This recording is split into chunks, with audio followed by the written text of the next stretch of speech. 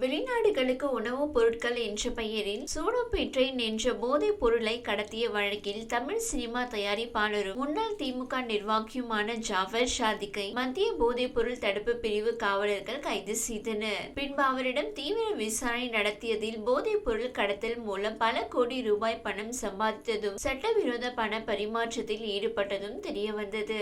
இதன் பிறகு இந்த வழக்கு தொடர்பாக ஜாஃபர் ஷாதிக்கின் சகோதரர் முகமது சலீமையும் பண மோசடி வழக்கில் அமலாக்கத்துறையினர் கைது செய்தனர். பின்னர் ஜாஃபர் ஷாதிக் மீதான போதைப் பொருள் கடத்தல் வழக்கில் இயக்குனர் அமீர் உட்பட 12 பேர் மீது அமலாக்கத்துறை குற்றப்பத்திரிகை தாக்கல் செய்திருந்தனர். இது தொடர்பான வழக்கு சென்னை முதன்மை அமர்வு நீதிமன்றத்தில் நடைபெற்று வருகிறது.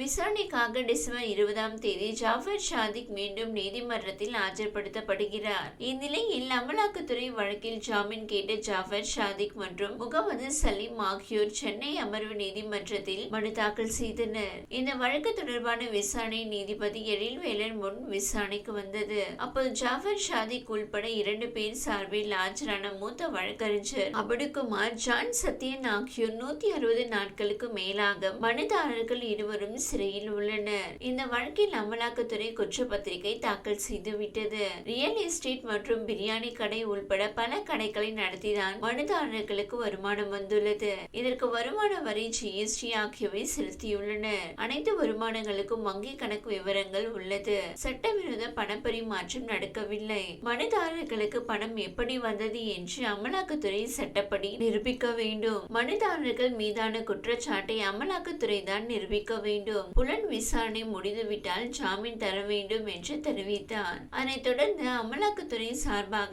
ஆஜரான கூடுதல் சொலிசிட்டர் ஜெனரல் வழக்கறிஞர் என் ரமேஷ் மனுதாரர்கள் மீது போதைப் பொருள் கடத்தல் வழக்கு ஒன்று உள்ளது. இவர் வருமான கணக்கை பார்க்கும்போது சட்டவிரோத பணப்பரிமாற்றம் நடந்துள்ளது என தெரிகிறது. எனவே மனுதாரர்களுக்கு ஜாமீன் வழங்கக்கூடாது என தெரிவித்தனர். இதையடுத்து இருதரப்பு வாதங்களையும் கேட்ட நீதிபதி ஜாஃபர் ஷாதிக்கின் ஜாமீன் மனு மீதான தீர்ப்பை தேதி குறிப்பிடாமல் தள்ளி வைத்தார். இந்நிலையில் ஜாஃபர் ஷாதிக்கு தமிழ்நாட்டு பாடநூல் கழகம் மறைமுகமாக உதவி செய்துள்ளதாக தமிழ்நாடு பாஜக தலைவர் அண்ணாமலை குற்றம் சாட்டியுள்ளார். இது தொடர்பாக அண்ணாமலை எக்ஸ் தளத்தில் வெளியிட்ட பதிவில், சர்வதேச போதைப் பொருள் கடத்தல் கும்பல் தலைவனும் திமுக நிர்வாகியுமான ஜாஃபர் ஷாதிக் போதைப் பொருள் விற்பனை மூலம் கிடைத்த பணத்தை வெள்ளையாக்குவதற்கு தமிழ்நாட்டு பாடநூல் கழகத்தை பயன்படுத்தியுள்ளது அமலாக்கத்துறை விசாரணையில் தெரிய வந்துள்ளது. ஜாஃபர் ஷாதிக்கின் நிறுவனமான போலீசின் வெஞ்சர்ஸ் என்ற நிறுவனம் தமிழ்நாட்டு பாடநூல் கழகத்தின் ஒப்பந்ததார நிறுவனமான சார் அப்பு டைரக்டர் என்ற நிறுவனத்துடன் ஒப்பந்தம் செய்து பொருட்களை வழங்கியுள்ளது தெரிய வந்துள்ளது. ஜாஃபர் ஷாதிக் போதைப் பொருள் விற்பனை மூலம் கிடைத்த பணத்தை 2022-23 காலகட்டத்தில் தனது போலீசின் வெஞ்சர்ஸ் நிறுவனத்தில் முதலீடு செய்திருப்பது அமலாக்கத்துறை விசாரணையில் தெரிய வந்துள்ளது. இதே காலகட்டத்தில் தான் சார் அப்பு டைரக்ட் நிறுவனம் தமிழ்நாட்டு பாடநூல் கழகத்துடன் ஒப்பந்தம் செய்திருந்ததும் குறிப்பிடத்தக்கது. இந்த ஒப்பந்தத்துக்கான பொருட்களை வழங்கியதும் ஜாஃபர் ஷாதிக்கின் போலீசின் வெஞ்சர்ஸ் நிறுவனமாகும். குறிப்பிட்ட காலகட்டத்தில் திமுக நிர்வாகியாக இருந்த ஜாஃபர் ஷாதிக் போதைப் பொருள் விற்பனை மூலம் கிடைத்த பணத்தை வெள்ளையாக்குவதற்கு தமிழ்நாட்டு பாடநூல் கழகம் மறைமுகமாக உதவி செய்துள்ளதாகவே இதன் மூலம் தெரிய வருகிறது. பள்ளி கல்வித்துறை அமைச்சர் அன்பில் மகேஷ் பொய்யாமொழி இது குறித்து விளக்கம் அளிக்க வேண்டும் என்று வலியுறுத்துகிறேன் என்று கூறியுள்ளார். இது பள்ளி கல்வித்துறை அமைச்சர் அன்பில் மகேஷ் பொய்யாமொழிக்கு அதிர்ச்சியை ஏற்படுத்தியிருக்கிறது. முன்னதாக செய்தியாளர்களிடம் பள்ளி கல்வித்துறை அமைச்சர் அன்பில் மகேஷ் பொய்யாமொழி பேசுகையில், அரசு பள்ளிகளில் ஏஐ பாடத்திட்டத்தை கொண்டுவர SCERT மூலம் குழு உருவாக்கப்பட்டு ஆலோசனை நடத்தப்பட்டு வருகிறது.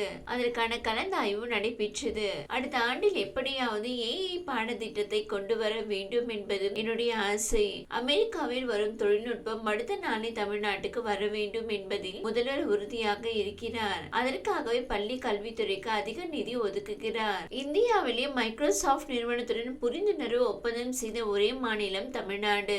இவ்வாறு அமைச்சர் அன்பில் மகேஷ் தெரிவித்துள்ளார் என்பது குறிப்பிடத்தக்கது. இந்த வீடியோ உங்களுக்கு பிடித்திருந்தால் லைக் செய்யுங்க. மேலும் இதுபோல் வீடியோ தொடர்ந்து பார்க்க நம்ம ஒரு சேனலை சப்ஸ்கிரைப் மற்றும் ஃபாலோ செய்யுங்க.